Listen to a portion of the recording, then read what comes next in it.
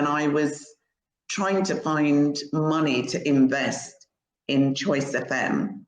And the only way I was able to do that, I became the greatest salesperson ever and persuaded my parents to remortgage their house to give me some money to invest. And I knew the burden was on me to make sure that it worked. You know, and it did. Thank you.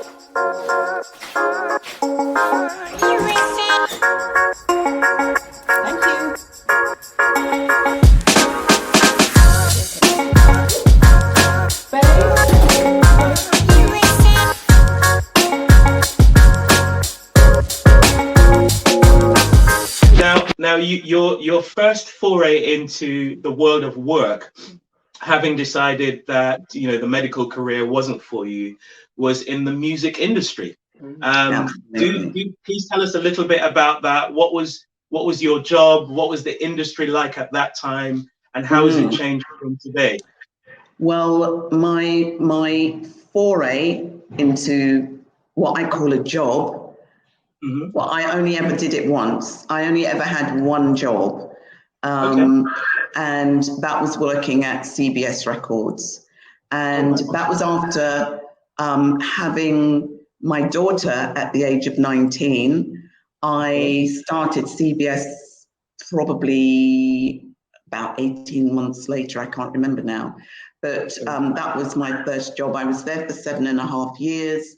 I was in the marketing department. I applied for a job to go up. No, I started in the press, the regional press department. I applied for a job in the London press department, didn't get that. I applied for a job in the marketing department. I got that. I applied for a job in the promotions department. I got that, but it was never upwards. It was always sideways. But in a way, that was good, because even though I didn't move up, I moved around and I got a lot of relevant experience. So, I had press, I had regional press, I had a bit of London press, I had a radio, I had marketing. So it was, a good 330 experience. And I really decided that after applying, I think 3 or 4 times to move up, that was never going to happen. So I thought the only way for me to move up is to move out. And that was when I started in my passion, which was marketing and PR. I started the first Black-owned PR company. And because of that, I met Neil Kenlock and Patrick Berry, and was the only woman on the board of 10, 9 men and myself. And we started Choice FM, which many of you may know. And I also started the first Black Women in Business network, which has evolved over the years. In fact, this year it's our 25th anniversary. Oh, wow. Yeah. Wow. Can I ask what the plans are for that? Well, later in the year, we're going to be doing what we normally do, which is a 2-day summit. Normally it's a week-long summit, but we're going to hone it down to 2 or 2.5 days.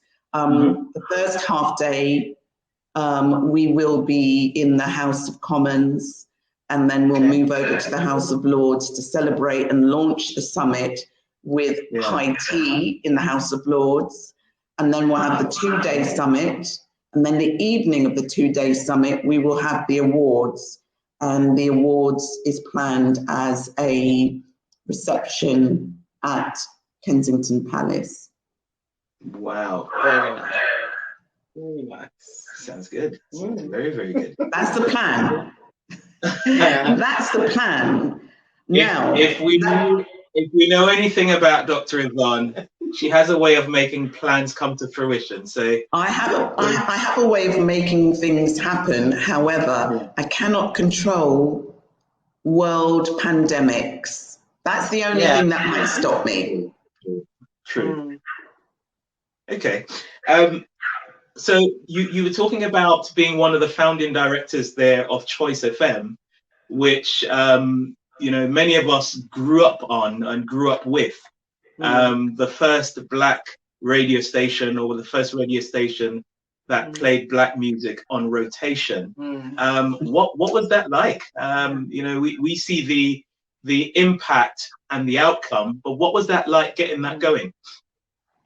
Well, we applied 3 times before we actually got the license. And then when we did eventually get the license, it was just for South London. We had the power of, I think it was one watt or something ridiculously small. We didn't even have the strength of a light bulb for us to go on the airwaves. Whereas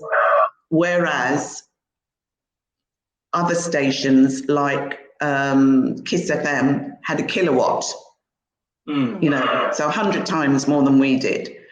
But having said that, of course, once you're on the airwaves, you can't stop the airwaves, you know. So we were getting people as far as Milton Keynes, I think, or Aylesbury, and calling in and saying, oh, we're listening to this, we're just about picking you up, it's brilliant. So, you know, the marketing, the area, they can't stop us from the airwaves, but they can stop us from the marketing perspective. So we could only market in South London. I think it was Wimbledon to Lewisham and Croydon to Kennington or somewhere like that. So that was, we could only talk to people and sell out advertising within that district. And we still survived. We still survived. We went on to grow our network. We bought we won a Birmingham license, which was much bigger than the London license.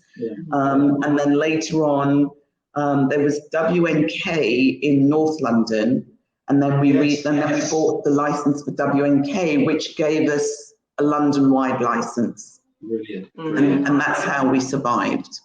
And then, of course, 15 years later, you know, we decided that, or not decided, we knew we weren't going to grow, and it wasn't sustainable, because most of our clients were small black businesses who did not have, they would never be able to afford to advertise on big stations like Capital Radio and those stations, which is why Choice FM was an essential part of the entrepreneurial or the black business growth.